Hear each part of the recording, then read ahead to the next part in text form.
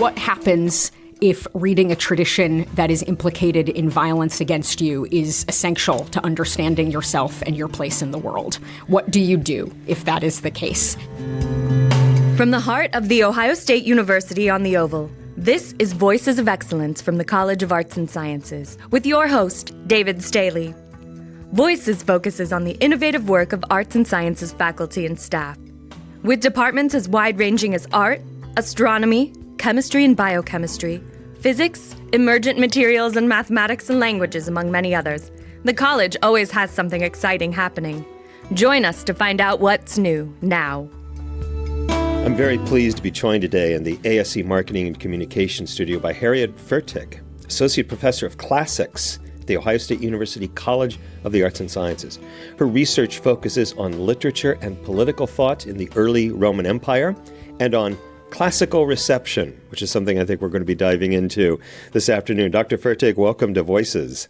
Thank you very much for having me. Well, before we get to the book project, maybe we start with a definition. When you say classical reception, to what does this refer? I think this is a great question. It's really the study, as I think of it, of how people in very different historical and cultural contexts have responded to, interpreted, understood, used Greek and Roman antiquity. And there are different ways of digging into what they have done with Greek and Roman antiquity. You can think about the particular histories, often complex and destructive, for why peoples in different time periods in different parts of the world have encountered the Greeks and Romans. You can think more broadly about what encounters with the Greek and Roman past mean for how people think about reading in a broader sense. But I think that classical reception is a space generally where we think about why are we still reading these very old texts? What do they mean? Do we have a choice about whether we continue to read them or not? And so that is the area where I would think about classical reception. Is this a field? Is this a sort of a recognized subfield, or is this sort of your invention? Oh, this is absolutely not my invention. It is a subfield. I would say it is a recognized subfield, but that it is increasingly common and prominent, particularly in the United States in recent years. When I was a graduate student, it was something that people were, particularly in the States, sort of starting to get interested in, and there had been, substantial work on it, but it wasn't something that students sort of coming to a PhD program were going to get into. This was going to be for a later phase of your scholarly career. And I do think that is shifting to some degree, but part of what's happening is that places like Ohio State, and I would really say Ohio State Classics is one of the leading places in the country for classical reception at the moment. Just in terms of the concentration of people we have working on it. Places are putting resources into research, scholarship, and curriculum that look at this field. So it is becoming more and more established and recognized, but there is a substantial history of work in it. Although recent, you say you were starting graduate school as this was emerging. So not as I would say it was emerging. I think we often date it, and in fact, a working group in the Humanities Institute here that I am co-leading is working on this. We often date it to the early 90s when there is a book published by Charles Martindale called Redeeming the Text, which looks at classical literature, particularly in his case Latin literature, and looks at traditions of German scholarship in reception and thinks about that or builds on that as a way of reading classical texts. And by the time I was in graduate school, it's not that people hadn't been doing this, people had been working on it, but it was still, I think, quite marginal, and sometimes for training in particular in the field. And to some degree also, I would say that it was sort of self-consciously the place where you might do more sort of political work in the field. And that's where it would land, was in classical reception.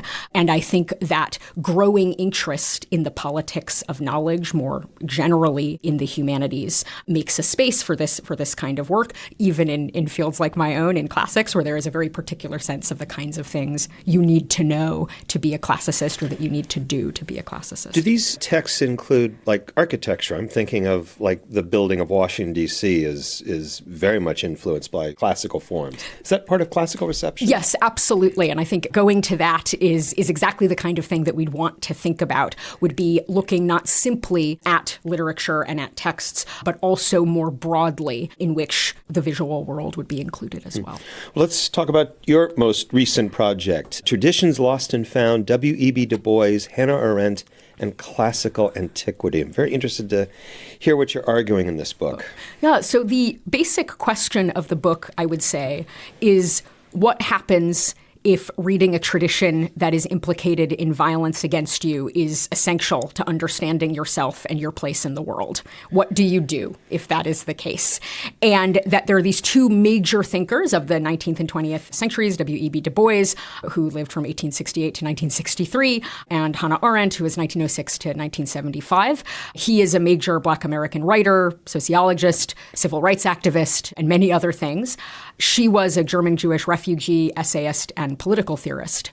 And they live really in the aftermath of these major events in sort of the history of Western culture, of slavery and the Holocaust.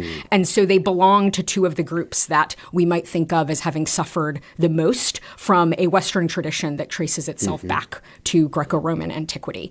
And for that reason, we might sort of expect them to give up on Greek and Roman classics, to abandon them. But in fact, they repeatedly return to them and engage with them in their work. And this engagement can be critical, I want to make that clear, but it's persistent.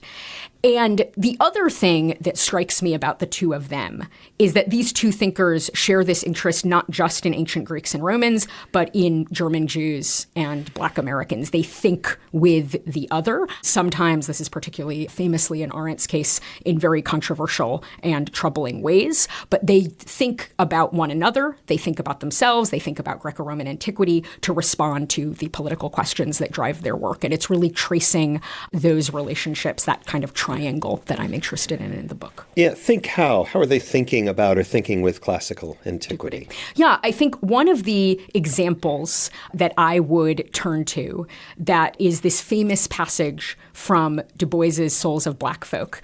And this is actually in a lot of ways how I got into classical reception as a graduate student.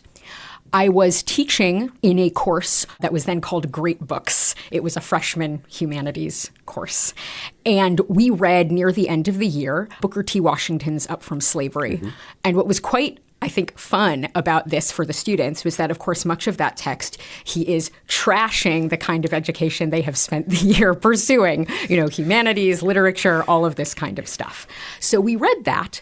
And then we read some of Du Bois's responses to Washington and to some of that thinking in The Souls of Black Folk, where he offers this very energetic argument for liberal arts, humanities, and classics as part of a kind of preparation and education for citizenship. And he has this terrific passage in the book where he talks about joining in conversation with Shakespeare, with Aristotle, with Aurelius, and with what soul I will, he says, and they come all graciously with no scorn or condescension. And it's just a really striking image. And in some ways, I've been sort of thinking about that moment in his work and what that means ever since. Tell us about the genesis of this project. In other words, why Du Bois and Hannah Arendt? Why that duo? Yeah, no, it's a very valid question. Yes, so I started working on Du Bois as a graduate student, really growing out of this experience when I was teaching. And I wound up being involved in projects. I co-edited a journal issue on Du Bois's classicism across his work. I was involved in co-founding and running a scholarly society called EOS, which is dedicated to Africana receptions of ancient Greece and Rome. And so that's sort of the Du Bois side of the project. I'd actually been working on Arendt or reading Arendt as part of the work I do on Roman literature and political thought. My first book is on Roman ideas about public and private and generally how those ideas inform and sort of structure the concerns they have about power and the emergence of one-man rule in the early Roman Empire.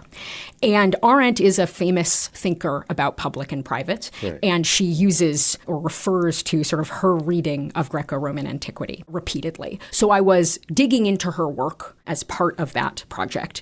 And then at a certain point, a few years ago, I started to think about the sort of other side, or one of the other sides of Arendt's work, which is some of this very controversial writing that she does about American racial politics in the 1950s. And I started to read more about the criticism of that line of Arendt's work in fields mostly beyond classics, and to think about what that aspect of criticism of her work might mean for interest in Arendt by classicists like myself. And the more I started to think about that, I started to notice all of these connections between Du Bois and Arendt in terms of their backgrounds. They both have experience in the German Academy. They study Greek and Roman antiquity growing up. They both occupy controversial positions in American life and with regards to the communities that they come from. Du Bois writes or gives this speech in 1926 to a meeting of the NAACP, and this is during the period of the Harlem Renaissance, and it's called Criteria of Negro Art. And in the speech, he talks about his experience as a young man going to this site in Scotland that is the site of Walter Scott's Lady of the Lake. And he has this sort of amazing experience communing with sort of the beauty of the place and thinking about the poem that he'd studied. And then all of these obnoxious white American tourists show up. And they just kind of don't get it. And he's sort of reflecting on how he has this appreciation for beauty that is part of his experience of being a marginalized person in the society where he grew up, and that they're connected, that gives him some sort of aesthetic insight. And so that is one piece. And then some years later, I read Hannah Arendt's 1944 essay, The Jew as Pariah, A Hidden Tradition. And she makes some very similar points about how one thing that the pariah Jew does, one response to this condition, is to seek out places of beauty, cathedrals, palaces, things like this, that sort of seem to come from the past where they might have been, confined in terms of access to particular people, or you couldn't get in them. But now in their timelessness, they seem sort of open and welcoming to everyone, and that you have a greater appreciation for that than full-fledged members of society do. And I was really struck by what seemed to me between these two thinkers who are deployed very differently by scholars today, who occupy very different sort of political spaces, coming to, I think, a quite related insight about something that has to do with their own position and their own social position and their encounter with sort of the monuments of the culture that they're part of. Do they ever engage each other directly? Not directly, Didn't think to my knowledge, yes. So you've been talking about their similarities. Yes. What's different in their approach to classical antiquity? Yes. So I've been focusing a lot on finding and thinking about these differences in my current project. And one that I've come across very recently that I've been thinking through. Du Bois has this speech that he gives at Fisk University, which is a historically black university that he himself attended. And he is there in the early 1920s basically to attack the administration of the university for giving up on its commitment to liberal arts education and turning towards vocational training, or that's what he's worried is happening in any case. And also for, in his view, accommodating itself to increasing segregation and Jim Crow in a way that he thinks is objectionable, that he wants students to sort of be prepared for reality, but to not only be prepared for reality. And one thing that he does in this speech is he takes a speech of Cicero's, the Roman orator Cicero in the 1st century BCE. And this is a speech that Cicero gave in the Senate when Caesar had already sort of achieved victory in these civil wars, and he's dictator at this time. And Cicero, this is his first speech in the Senate after a period of of time.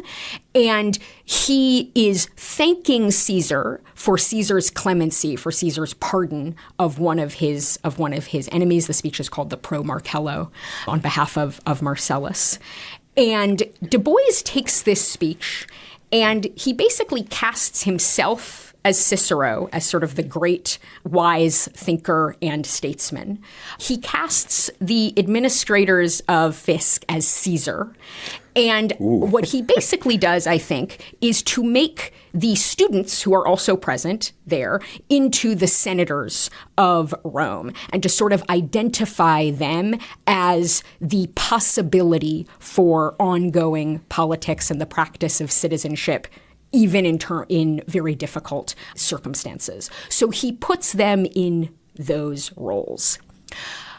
Something that I've come across quite recently is when Arendt is writing about desegregation or efforts to desegregate schools. And this is one of her most controversial essays. It's called Reflections on Little Rock. It comes out in 1959. And this is an essay where she is arguing against desegregation of schools, or rather she's arguing against state intervention to do that. And she has an essay where she replies to her critics that comes out later that year. So there was a great criticism of this essay, in which she makes this comment that a hallmark of political utopia since antiquity has been taking children sort of away from their parents so they can be, educated in the ways of the future, in an appropriate way for the future, and that this is a dangerous thing to do. And I think what she has in mind here is Plato's Republic, right, where this is something that is British part of public schools. Yes, yeah. But I think she is noting by saying since antiquity, I think she is flagging this. And one thing that really strikes me as interesting is that the people that she's criticizing are the ones that she is associating with sort of Plato, Socrates, and that sort of that side. Whereas when Du Bois does it, the way that he assigns people roles is a bit different. And it's that sort of split that I'm figuring out and thinking through right now. That's very interesting. I'm also interested to learn about your first book project, The Ruler's House: Contesting Power and Privacy in Julio-Claudian Rome. Tell us, what was the thesis? What findings may we discover in this book? So this is a book about how the Romans use the world of the house to interpret and interrogate the role of the emperor during the rise of one-man rule in the first century CE during the Julio-Claudian period is how we refer to it today. The house. The structure, the house. The house, the life that happens in the house, which is not exactly the same as what happens for us inside the house, the relationships that are there, the people who live there.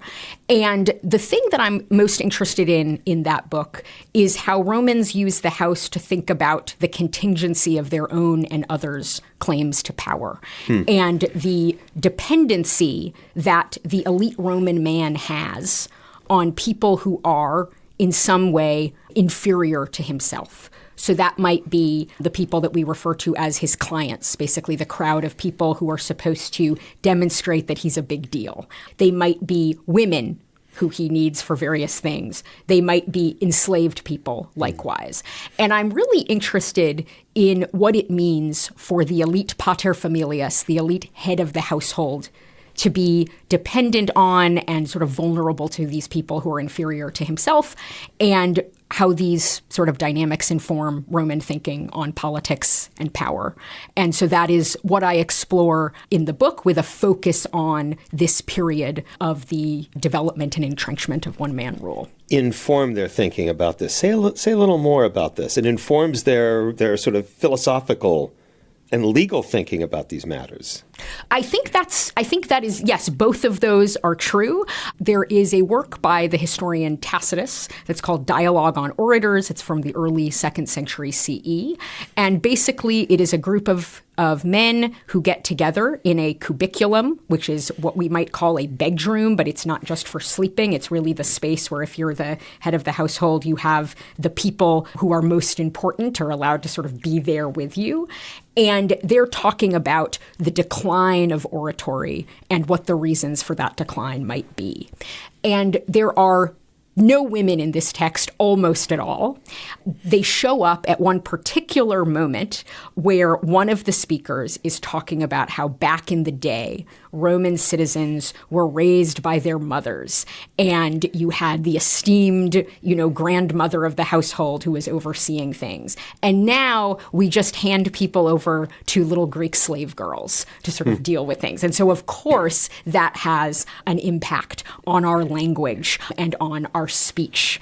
And it's that kind of concern that actually I've been looking at in other texts and other Latin literature, where you find concerns about earliest childhood and infancy, and the nurse in particular, enslaved nurses and mothers, as very central to the idea of how we develop language, and therefore as underpinning the kinds of language and literature we're going to grow up to produce.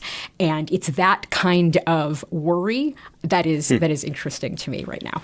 I'm interested in your methods. I guess, how did you study this? I mean, are you looking at texts exclusively?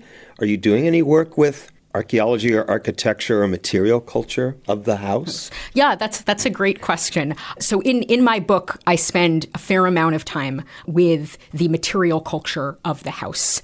And one of the things that's difficult about this, of course, is that there isn't just the house. Right. There's a lot of different kinds of houses. And one of the advantages of dealing with material culture is looking in a more complex, nuanced, and varied way at what a house is and what domestic space is than you can sometimes get from a particular motivated, idealized picture in literary sources.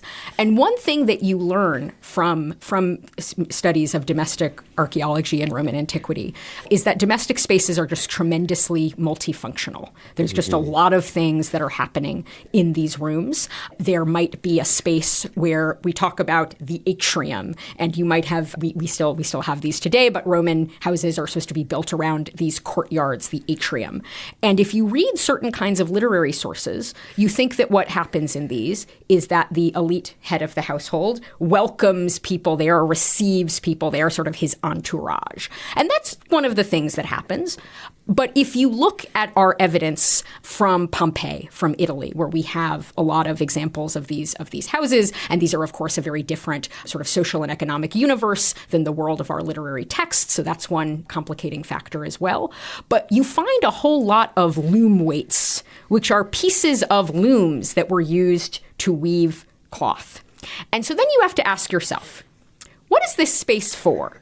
Is it for the paterfamilias, the head of household, to welcome his people? Is it for people to weave on a loom?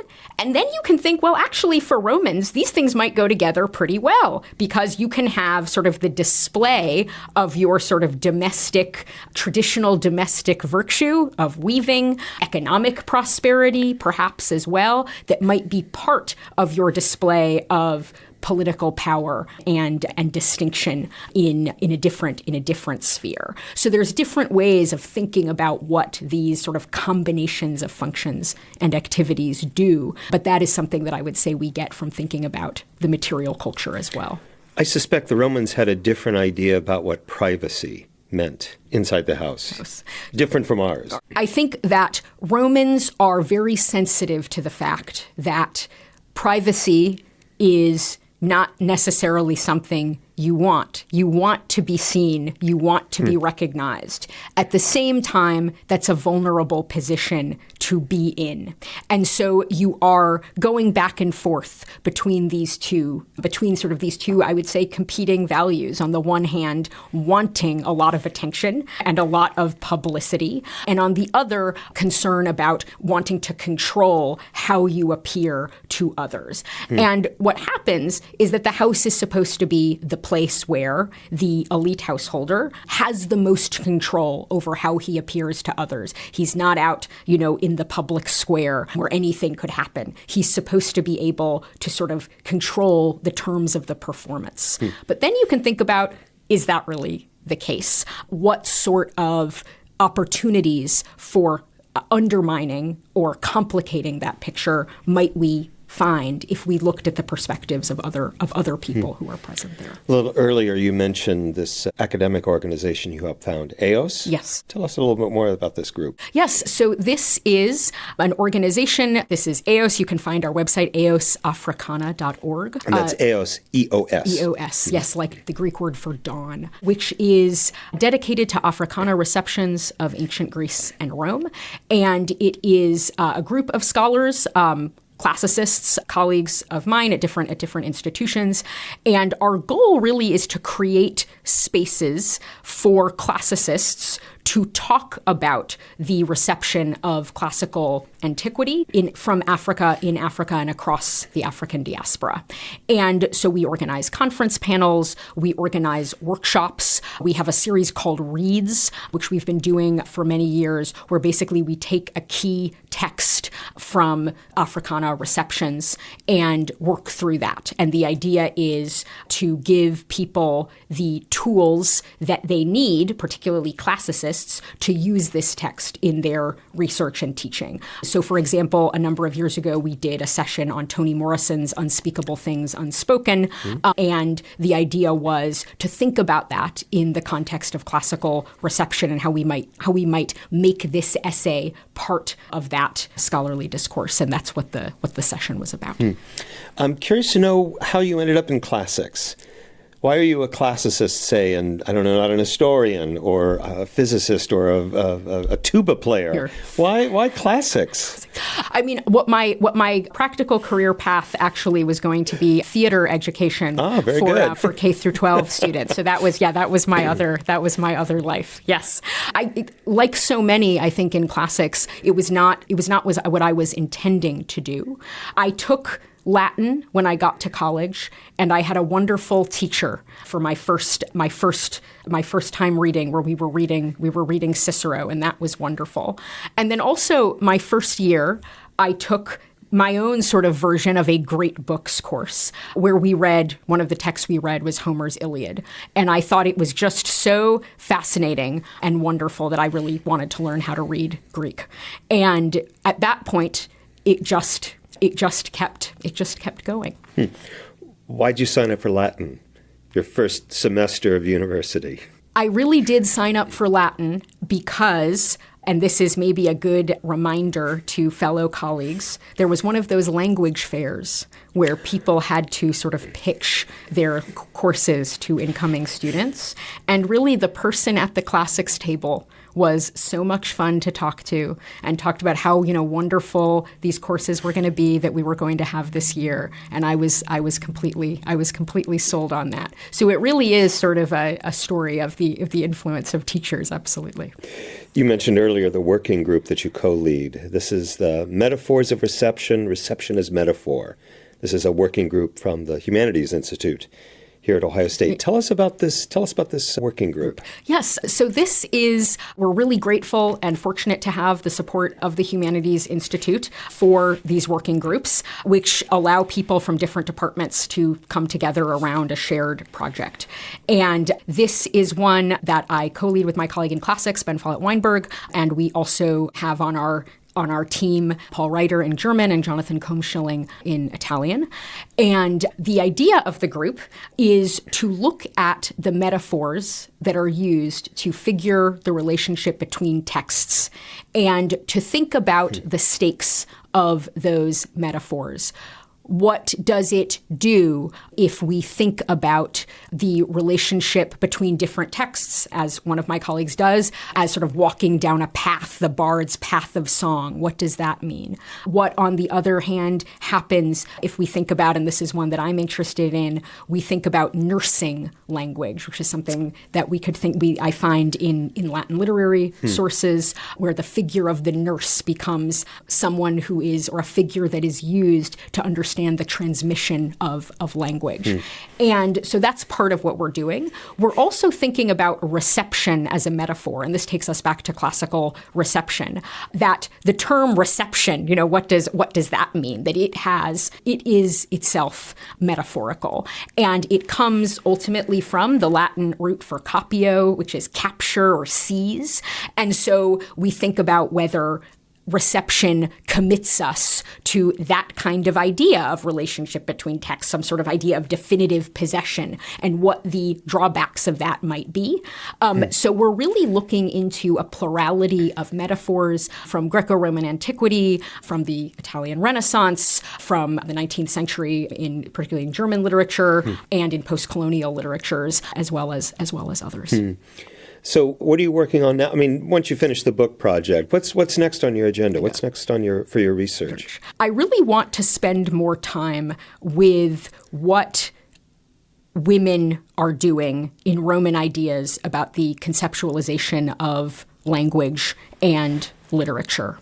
And I've been very interested in what a sphere in Roman life that is largely associated with men, whether that's the world of public speech, where we have some very limited examples of women who as public speakers, or the world of writing, where we know there were some women who wrote, and we have a tiny bit, and we have evidence attested for others. Nero's mother wrote memoirs that I am particularly sad that we no longer have. But this is an overwhelmingly male-dominated world, we could say.